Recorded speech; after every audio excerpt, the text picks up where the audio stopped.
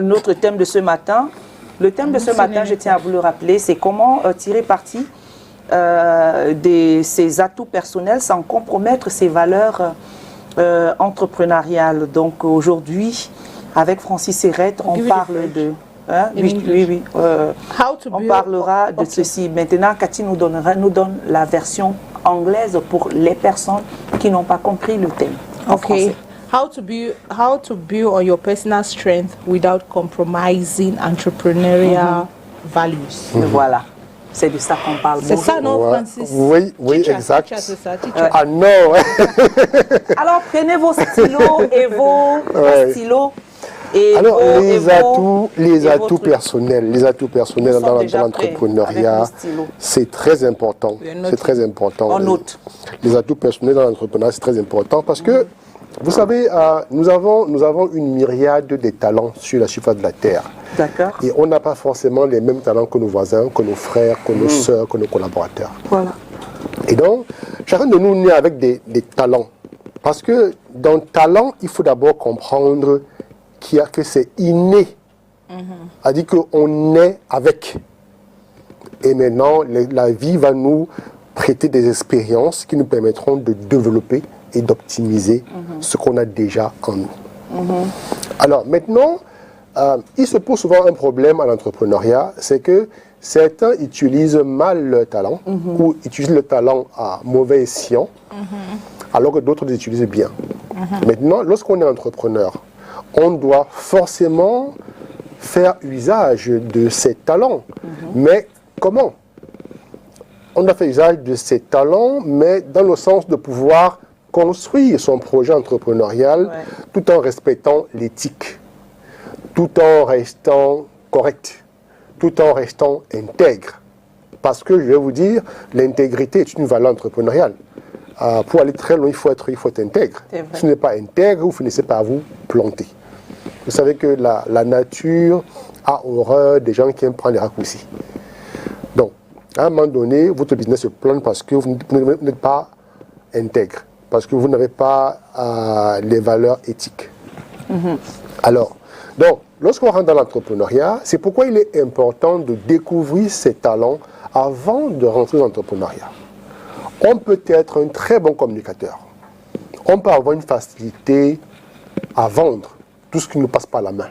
On dit souvent qu'il y a des gens, there are people who can sell ice to Eskimos, for example. Alors quand on dit ça, quand on dit que quelqu'un peut vendre de la glace à un Esquimau, ça veut dire que cette personne-là a un talent de vente extraordinaire. Quand on vous dit que certaines personnes peuvent parler jusqu'à réveiller les morts, c'est pour dire qu'ils ont un talent oratoire hors pair. Alors, on a donc aujourd'hui de plus en plus d'entrepreneurs qui utilisent leurs atouts personnels parce que c'est ce que le ciel leur a donné. Et il est tout à fait normal de pouvoir les utiliser. Mais sauf qu'en utilisant cela, est-ce qu'on utilise cela à bon escient ou bien à mauvais escient? Je prends un exemple. Vous avez une jeune femme qui vend par exemple des crèmes corporelles, des laits de beauté, et qui a la chance d'être déjà belle. Ça dit qu'elle est ravissante. Quand on la regarde, on prend plaisir à la regarder. Ça veut dire qu'elle est belle. Maintenant, elle peut utiliser cette beauté-là que le ciel lui a donnée, que la nature lui a donnée, pour pouvoir faire la promotion de ses produits. C'est-à-dire qu'elle peut faire croire que c'est grâce à ces différents laits de beauté qu'elle est belle, qu'elle est aussi belle, qu'elle est aussi rayonnante. Maintenant, on va glisser là dans le marketing. Et dans le marketing, il y a des choses qu'on peut faire sans être en tort. C'est-à-dire que, par exemple, si Mireille vend par exemple un savon, et que Mireille vous dise que c'est grâce à son savon que ma peau est aussi, j'espère que ma peau est lisse, hein, que ma peau est aussi lisse, vous n'aurez pas du mal à croire. Parce que vous direz que sa peau est déjà lisse, ça veut dire que peut-être. Mireille a voilà. raison. que Mireille a raison. Maintenant, quand cette jeune homme-là va donc utiliser sa beauté pour mettre en avant ses produits, ça lui permettra de vendre. Et là encore, nous restons dans l'éthique. Nous restons dans ce qui est possible, dans ce qui est admis.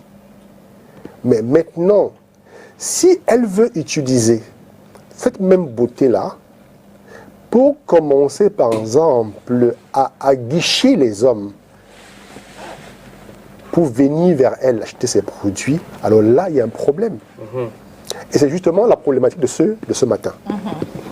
À quel moment est-ce qu'on doit utiliser ses atouts personnels tout en restant dans le cadre du business, dans le cadre du professionnel. Oui, oui. Et à quel moment est-ce que ça devient problématique? Lorsqu'on est par exemple une présentatrice d'émission, comme vous l'êtes, Cathy et Mireille, qui sont déjà ravissantes, sont déjà très belles. I'm blushing. Et qu'elles ajoutent à cela leur expression orale qui me séduit tous les mercredis. Je peux essayer encore? Alors, moi, mercredi.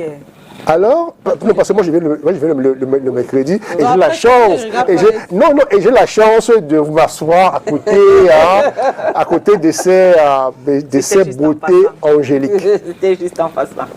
Oui. Alors, et donc elles ont déjà, les ingrédients pour faire une belle émission. Elles sont belles, elles s'expriment bien. Ça, ce sont des talents qu'elles vont déjà utiliser pour mettre en avant. À ce niveau-là, nous restons dans le professionnel. Mais lorsque, par exemple, on a une commerciale qui a comme on dit, qui a des formes, qui est très belle et tout ça, et qui maintenant, pour pouvoir vendre, par exemple, ses produits, pour vendre, par exemple, ses services, elle va séduire les clients, elle va flirter avec les clients.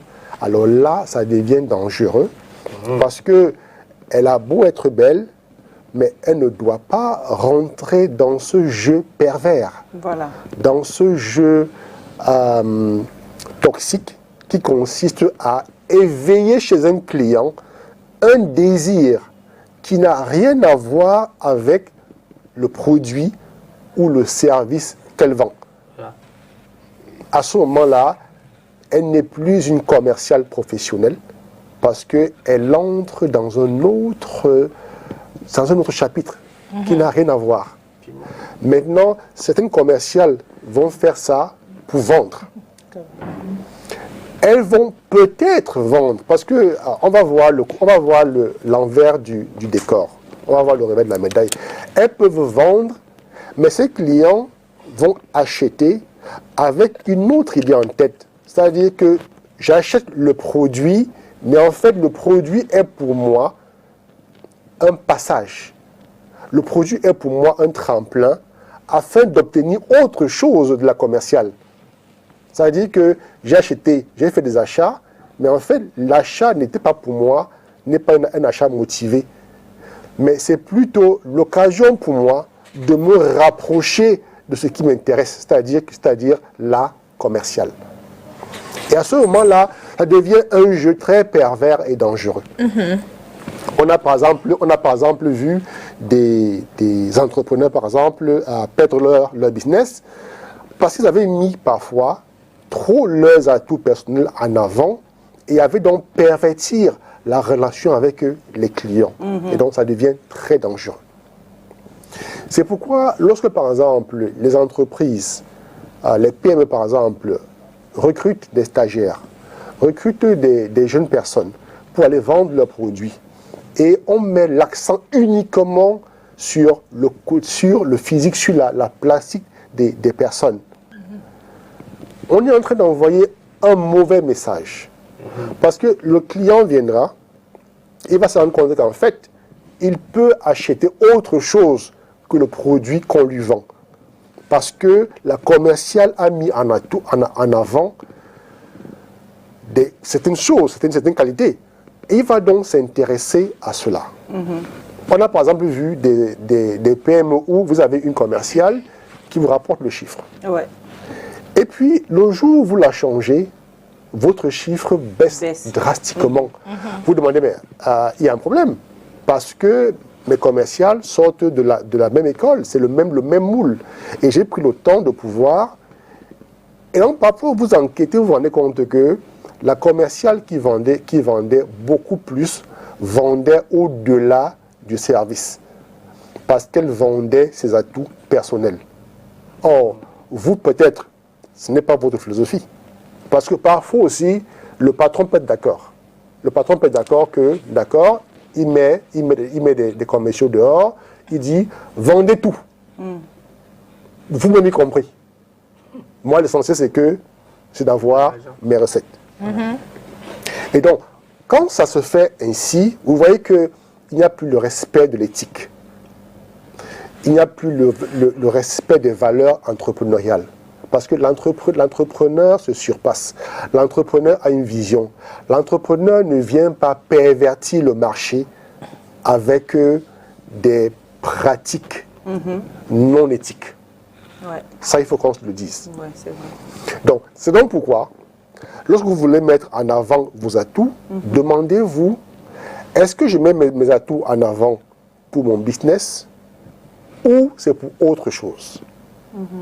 Et quand vous avez des collaborateurs avec lesquels vous travaillez, rassurez-vous que ces derniers mettent en avant leurs atouts personnels uniquement pour le business et non pour autre chose. Parce que sinon, vous allez pervertir la relation de client. Vous allez par exemple voir quelqu'un qui vient à votre magasin, il vient acheter certains jours de la semaine parce qu'il sait que ces jours-là, il y a telle personne qui vend, avec telle personne, il a telle relation. C'est là aussi vrai pour les femmes comme pour les hommes. Hein. C'est-à-dire qu'on a des jeunes hommes qui sont assez élégants, assez beaux.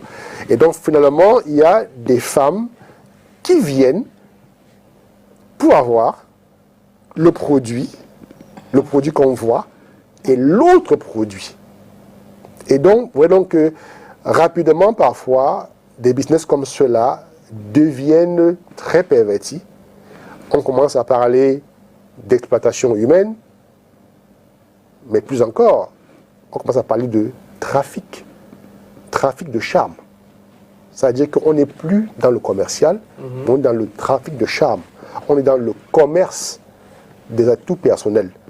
Je n'ai pas envie de prononcer le nom ici parce que c'est pas intéressant, mais vous voyez ce que je veux dire. Oui, parfaitement. Donc, on a tous des atouts personnels et nous sommes d'ailleurs encouragés à les utiliser. Mais comment utilisons-nous nos atouts personnels? Est-ce que j'utilise mon intelligence, ma grande intelligence, si j'étais très intelligent, est-ce que j'utilise ma grande intelligence pour pouvoir soumettre les gens? Vous savez que quand vous êtes assez intelligent, vous pouvez créer des choses, les gens vont vous suivre. Mais maintenant, est-ce qu'ils vous suivent dans leur intérêt ou dans votre intérêt? Est-ce que le fait, par exemple, que vous communiquiez très bien, est-ce que vous vous en servez, par exemple, pour asservir les gens ou bien pour libérer les gens? On a souvent vu des grands politiciens faire des discours où ils ne disent rien, mais où ils agencent seulement des mots qui ont parfois une rime, et les gens en sont impressionnés. Mais quand vous faites ça, vous êtes en train d'utiliser un talent, pas pour la bonne cause. Parce qu'un discours qui est creux, qui ne motive personne, mais qui est simplement agréable aux oreilles, ne sert à rien. Donc de la même façon, qu'on doit se demander, mais on peut aussi accompagner nos collaborateurs, on peut aussi accompagner nos frères, accompagner nos sœurs à développer leur talent dans le bon sens. Par exemple, aujourd'hui, il y a quelque chose de vraiment nocif. Il suffit qu'une jeune femme d'une vingtaine d'années soit assez belle pour qu'elle ait un compte dans un réseau social, pour qu'elle ait un compte. Et dans ce compte-là, elle ne dit rien de bon, mais elle va simplement enregistrer des postures où elle vante sa plastique. À la fin de la journée, elle a distrait les gens, elle a lancé un message négatif, mais elle n'a rien gagné.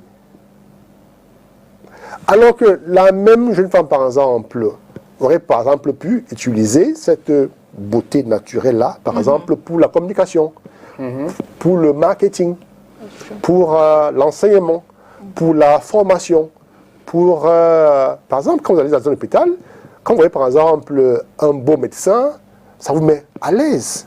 Ouais. Quand vous voyez une belle infirmière, ça vous motive. La maladie commence même à baisser. Vous voyez qu'une belle infirmière qui vient vous soigner, elle met sa beauté au service de la médecine. Mais elle aurait pu mettre sa beauté au service d'un cabaret. Elle aurait pu mettre sa beauté au service de quelqu'un qui a une maison close où des clients viennent faire des tours à longueur de journée. Donc, dans l'entrepreneuriat, demandez-vous, c'est quoi mes atouts et comment est-ce que je les mets en avant? Et quand vous mettez vos atouts naturels en avant pour la bonne cause, vous réussissez automatiquement. Mais quand vous les mettez en avant pour la mauvaise cause, vous aurez tendance à basculer dans le négatif et tôt ou tard, vous allez vous planter. Parce que ça semble être une loi naturelle. C'est-à-dire que ceux qui ne font pas le bien, sur le long terme, finissent par se planter et finissent par échouer. Okay. Now, Francis, the team, how to build your personal strength without compromising your entrepreneurial values. Now, the question I want to ask you is, how can an entrepreneur apply their strength and overcoming their weaknesses? Okay. Your strength tend to be things that you are good at, which means you are born with those strengths. And now your strengths are things that you like to do and you are good at, while your weaknesses are things that you don't like to do and which unfortunately you are not good at. I used to play tennis. But I was not a wonderful player. I was doing my best, but it was just a passion. But it was not like I was a gifted player. I played volleyball when I was in high school, but it was not my cup of tea. But there were classmates who played volleyball too. As a job, they became professionals at volleyball because they were good volleyball players. So the moment you notice what you are good at, work in such a way that you optimize your strength. Okay. And when you optimize your strength, you'll be able to overlook your weakness. Because it's almost impossible to equate to like work so much so that your weaknesses match with your strength. It's not possible. If not, it wouldn't be called a weakness. It's called a weakness because it's not something you're good at. But now you cannot be good at everything. But you can make a living. You can succeed by optimizing what you are good at. I remember in school, some were good at maths, physics, while others were good at languages, history, and geography. Yes. And it's not always the person who was average in everything who was the best. Sometimes there were people who would come first in class with very poor mark in math and physics, while they had very, very good marks at languages, history, and geography. So it's up to you now to optimize your strength. And the question is, what are your strengths? Some people grow, go to school, graduate, and they start working without even being able to identify their strengths. It's very simple. Your strengths are the things you are good at. Do you communicate easily? Do you sell very easily? There are people who sell very easily. Yes. There are people who hate selling. There are people who make you laugh without any effort. That's true. Yeah, those are good comedians. There are people who dance so well that they don't need to learn to dance. But it's like they were born dancers. There are people who are so good at driving. There are people who learn to drive in one day, and they become expert drivers the week after. So whenever you realize that you have a special talent for something, it means that's your strength. And try to build on that. Because you don't build on your weaknesses. Why? Because it takes so much time for a person to build on the weaknesses to become successful. But you can easily build on your strength. Because your strengths are already there. You already have the prerequisite. Now just work a little harder and you make it. If you're struggling in some areas of your life, it's because maybe you have major weaknesses in those areas. But sometimes you can turn things around by just focusing on your strength. Yes. I remember when I was in high school, I had this debate with my dad, because I used to be a lazy boy. I need to be honest. I used to be a lazy boy, lazy in terms of manual labor, in terms of house chores. Yeah. My father made it a rule for me to clean the house every Saturday. It was a huge task. Yeah. I'll get up in the morning, I would drag my feet, I'll end up cleaning. And then one day my dad told me, do you know what? I'm trying you to clean the house, not because I want you to work for me, but because tomorrow when you have your house, you'll be able to clean. That's it. And then she said, Dad, don't worry about me. I'm intelligent, and I'll have a great job. I will employ people to clean. Say, my son, how I wish God could give me life to see you. Because you'll be able to pay people to clean, right? Say yes. People will cook your food, right? Say yes. People will wash your clothes, right? I will say yes. So I was convinced that because I was intelligent, because I had good grades in school, I would definitely end up having a good job. But when I started working, I realized that my dad was right. That you need to learn to make your bed yourself. You need to learn to to do this, to do that yourself. And so what did I do? I decided to work extremely hard intellectually to make as much money as possible so that I can hire somebody to do this. To do the work. Yes. Okay. And it so happens that I began to employ people to work for me at a very early age. Yeah. Wow. Because I started my career at the age of 24, and by 25, I already had a maid. Wow. Coming to my place part-time to work. But it wasn't good. And I cannot advise that to my kids. Because I was taking a big risk, and because my laziness was following me. Now, ask me today, am I still lazy? I would say no. You're not lazy, but at least you have someone that does. Yes. Because it's very strenuous. It's very strenuous. I'm a very bad cook. I don't know how to cook. Yeah. If you ask me to make an omelette, I'll probably burn the house. All Bayangi people like that. I can make rice. Yeah. So to come back to your question, so your strengths are the things that you were born with. Okay. So it's easy for you to optimize your strength. And when you optimize your strength, you can overlook your weaknesses. Now the question is how can an entrepreneur abilities be strengthened? C'était la question que moi je voulais poser justement, les qualités de l'entrepreneur. Un entrepreneur doit être intègre. Commençons par là. L'entrepreneur doit être intègre. Et c'est quoi l'intégrité dans l'entrepreneuriat?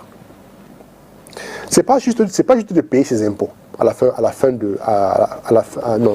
du mois. Chaque début de mois, c'est pas simplement ça. Mais l'intégrité consiste à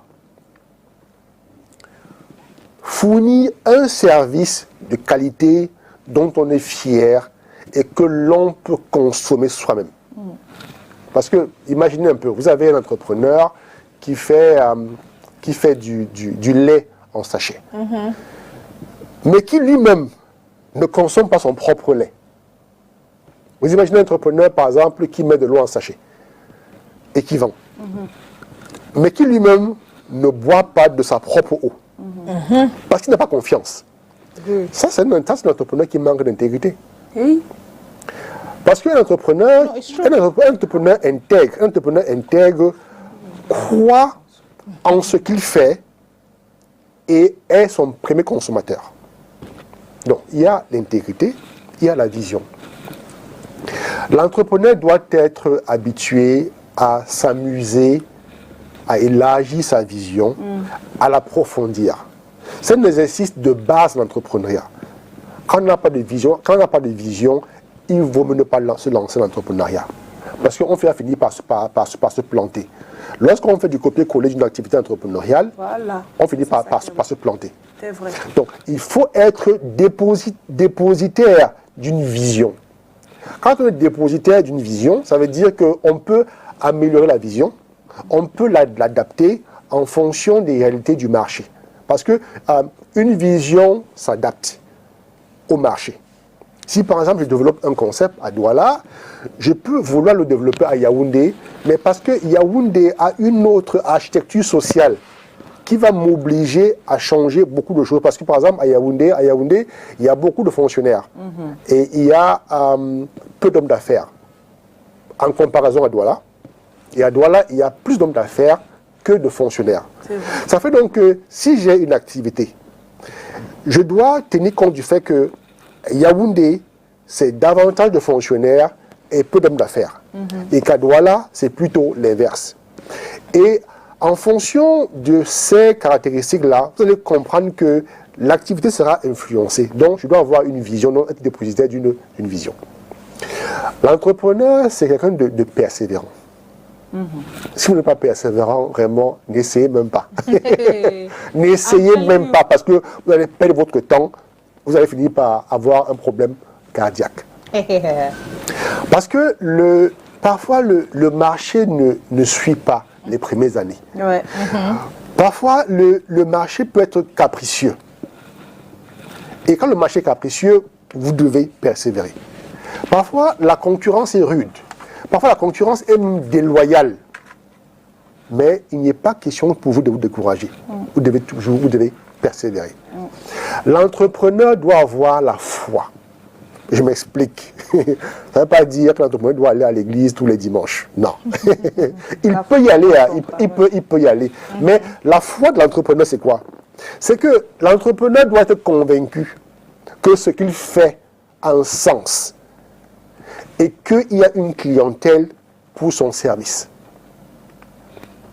Et qu'il va toujours aller de l'avant. Ça, c'est la foi que l'entrepreneur doit avoir. La foi permet à l'entrepreneur de toujours rester positif. Même quand tout va mal, il faut rester positif. Parce que ça peut ne pas aller bien en janvier, mais aller bien en février. Ça peut ne pas bien aller en mars, aller bien en avril. Parce que les résultats d'un entrepreneur sont généralement en dents de scie. Ouais, c'est vrai. Sont généralement en dents de scie. On monte, le marché est perturbé, on baisse un peu, on remonte, on baisse un peu. Après, parfois, il y a une concurrence déloyale qui arrive sur le marché, on chute, mais après, on remonte. Donc, ce n'est pas une ligne droite, non. Ce n'est pas une ascension, régulière. C'est pourquoi il faut avoir la foi. Et la foi vous permet, même quand c'est difficile, de continuer à croire. Vous savez, quand vous avez un personnel qui attend un salaire à la fin du mois, tous les fins du mois, vous payez les salaires. Vos employés ne veulent pas savoir si on a vendu ou pas, ils veulent leur salaire. Vous avez un restaurant, vous employez 3 personnes. Ces personnes-là ne veulent pas savoir si on a vendu ou pas. Ces personnes veulent leur salaire. Alors vous devez avoir la foi qui fait que même quand c'est difficile sur le plan physique, vous vous dites, je suis sûr que ça ira mieux demain. Donc la foi vous permet à la fois de naviguer sur le plan physique et sur le plan spirituel. Parce que le plan spirituel vous donne l'énergie nécessaire pour pouvoir vous déployer sur le plan physique. Or, quand l'entrepreneur n'a que la dimension physique comme étant son terrain de bataille, parfois il peut manquer de ressources. Et quand vous rencontrez des entrepreneurs à succès, la plupart vont vous dire qu'ils ont une vie spirituelle qui leur permet de s'inspirer d'autres choses que la réalité du marché. Parce que parfois, tous les indicateurs sont au rouge. Mais l'entrepreneur dit, je vais avancer. Et il avance. C'est ça la foi. C'est ça la foi. Donc ce n'est pas aller à l'église. On peut aller à l'église, on peut prier à la maison, mais il faut avoir cette dimension spirituelle-là. Cette foi est différente de notre foi spirituelle. Il faut avoir cette foi-là, se disant que ça va marcher. Parce que la première personne qui doit croire à son activité, ce n'est pas les clients, c'est l'entrepreneur. Ah d'accord. Ok. On va regarder, on va à Yaoundé pour le Vox Pop. Et le Vox Pop, Thierry On et Dieudonné Niassa qui ont signé. À toutes. Les atouts dans le milieu de l'entrepreneuriat et du business, il y en a la fidélité, la gentillesse, un peu de gentillesse et la ponctualité. Je pense que l'utilisation de mes atouts dans le milieu des affaires, dans le milieu professionnel, sans me compromettre, me permettra en fait de m'investir totalement et complètement dans le milieu des affaires en faisant des recherches sur le plan personnel, étant donné que le monde est évolutif. Des moyens de communication qu'on utilisait dans des années 1900 ne sauraient être des moyens de communication que nous devons utiliser de nos jours. Donc l'une des manières pour moi de m'investir dans les affaires et dans le monde professionnel, c'est en faisant des recherches dans Google et en lisant beaucoup des grands auteurs qui, bien avant, dans ce domaine, ont eu du succès dans le même domaine. Donc je pense qu'il serait judicieux pour moi de m'investir dans la lecture et totalement dans le domaine.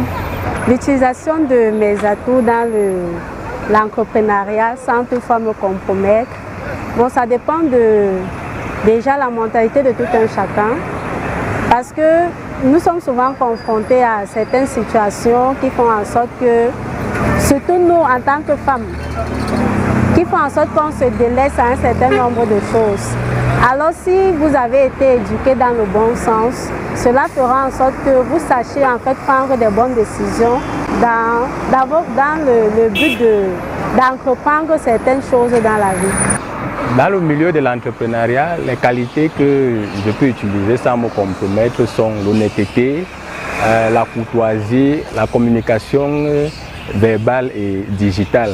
Aujourd'hui, nous remarquons que beaucoup d'entrepreneurs se compromettent à cause de cette situation de compétition par rapport aux autres, et ils sont obligés de se compromettre en mettant de côté toutes ces qualités que je viens de citer, dont l'honnêteté, la courtoisie, la sympathie aussi, la communication.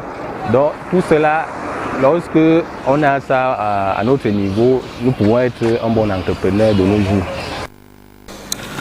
Francis, j'ai pris l'intervention de la jeune dame, parce que c'est vraiment un souci aujourd'hui. C'est-à-dire que les atouts qu'on a,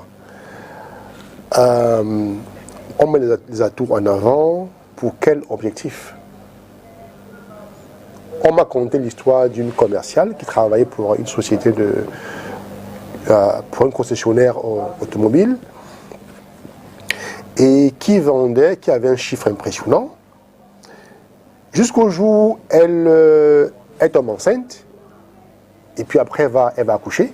Normalement elle doit faire 3 mois, c'est 3 mois de maternité, et pendant les 3 mois, alors la commerciale qui la remplace n'épousait pas sa façon de faire les affaires, et donc forcément a heurté beaucoup de clients, et on a fini par ouvrir une enquête, parce qu'il y a eu beaucoup de problèmes. On a fini par ouvrir une enquête, et on s'est aperçu que celle qui était en congé de maternité avait organisé tout un réseau de ce que vous connaissez. Oui, c'était tout un réseau.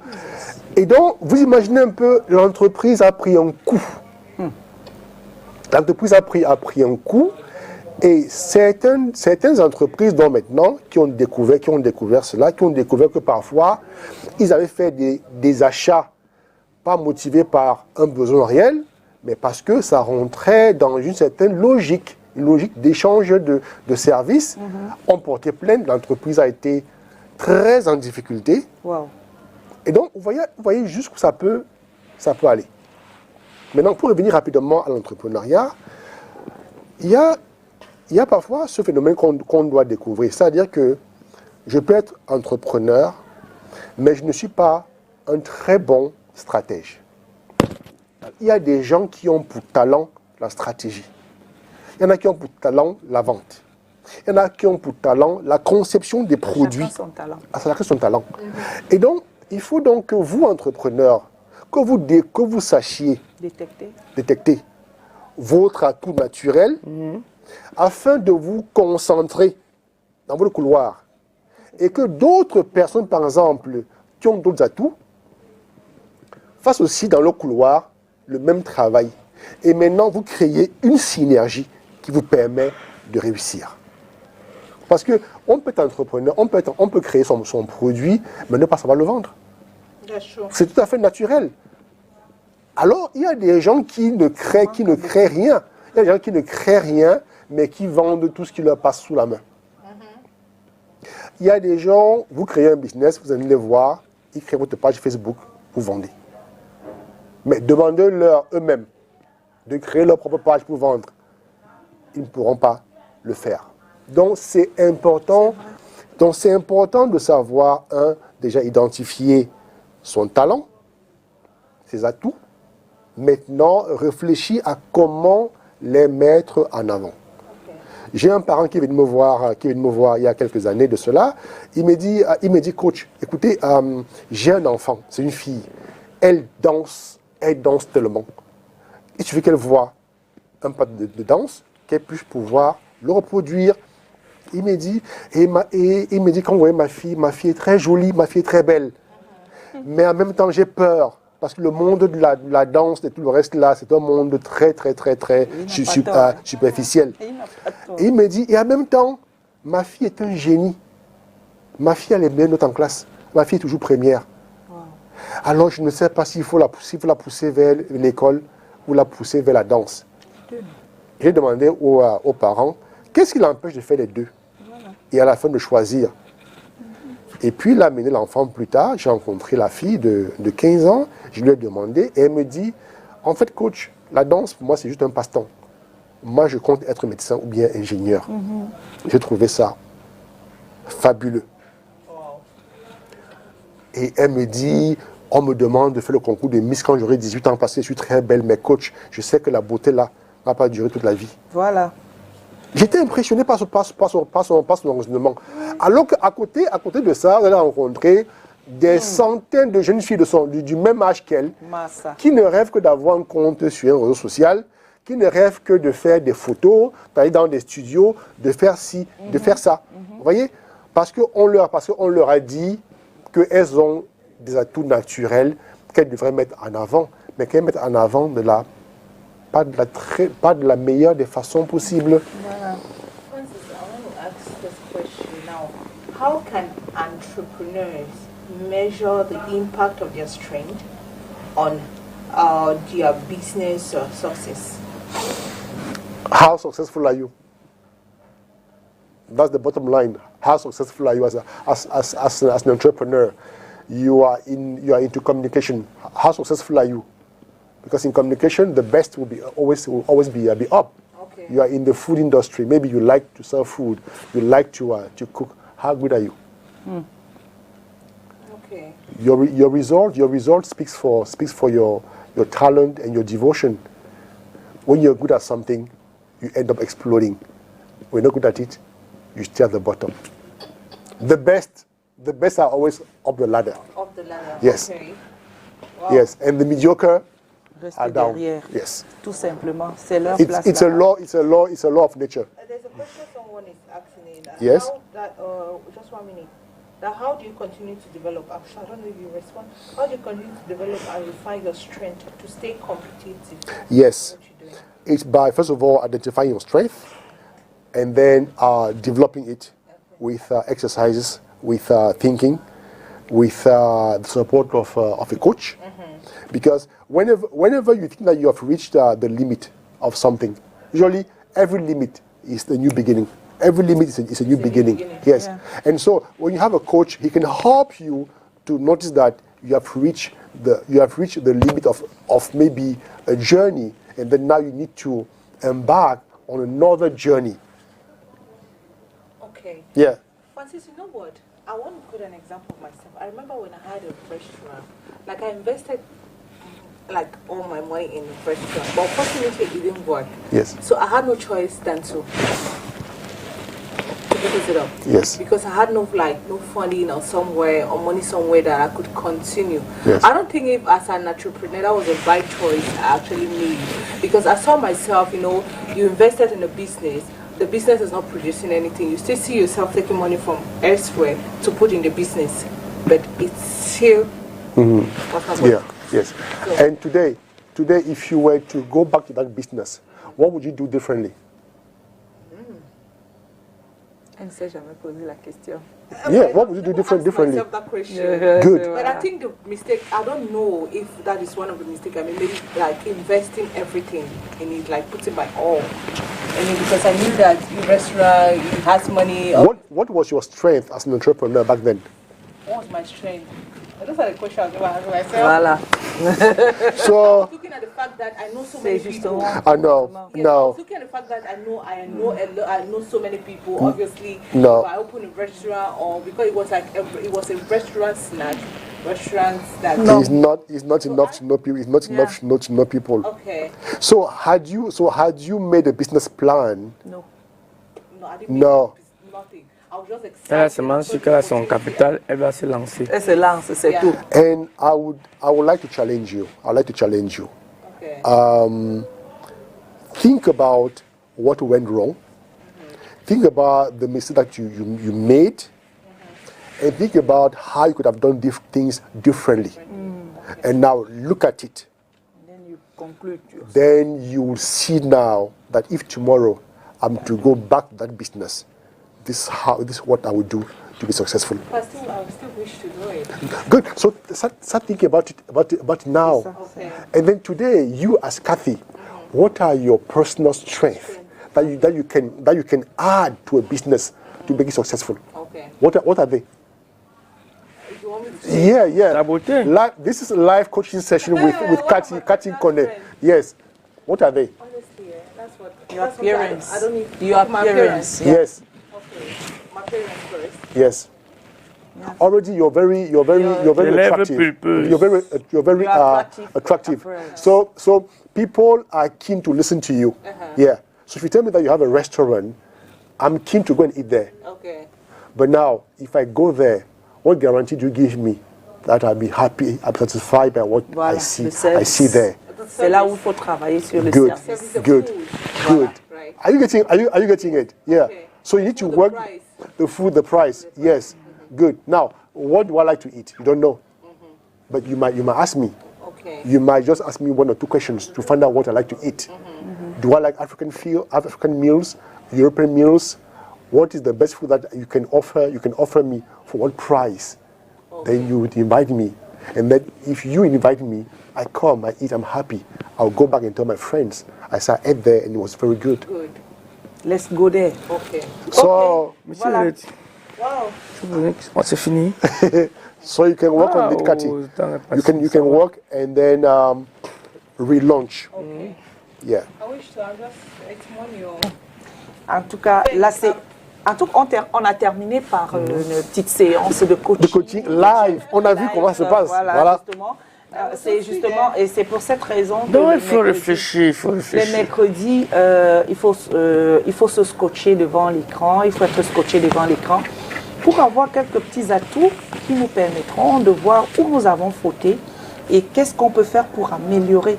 C'est toujours par nos erreurs que nous apprenons, par nos manquements que nous changeons un peu la direction de ce que nous allons faire dans les prochains mois ou bien les prochaines années à venir. En tout cas, merci Francis. Et j'aimerais offrir aux téléspectateurs, j'aimerais leur offrir une émission spéciale coaching. C'est-à-dire que toi, Cathy, Calvino, vous allez vous asseoir dans ce fauteuil-là et pendant 10 minutes, on aura une séance de coaching. D'accord. C'est-à-dire qu'on va avoir une séance de coaching sur un sujet donné. Par exemple, la semaine prochaine, on parle du 1er mai. Voilà. Par exemple, comment évoluer sur le plan professionnel. Maintenant, je vous demande comment est-ce que moi, le coach, je travaille en privé avec les gens pour les amener à se surpasser. Je poserai des questions en direct et la personne va pouvoir répondre. Et après ça, chacun de nous aura son tour. Donc pensez déjà, chacun de vous, à 2 sujets. 2 sujets réels, hein? 2 sujets réels sur votre vie où vous aimeriez qu'on vous accompagne. Et maintenant, on se servira de ça pour montrer comment un coach travaille au quotidien. Waouh, c'est super. D'accord. Retrouvons Francis sur les réseaux sociaux, francisherette.com ou encore Francis Herette sur Facebook. Vous avez la possibilité de lui écrire s'il est coach d'entreprise et aussi écrivain. Demain, c'est un autre jour. Nous allons continuer avec le révérend Messina sur un thème que nous avons déjà abordé et nous allons effleurer maintenant les solutions par rapport à ce thème-là. Dieu vous bénisse. Cathy et tonton Calvino, on les retrouve demain. À demain. Ciao. Ciao. On se dit à demain.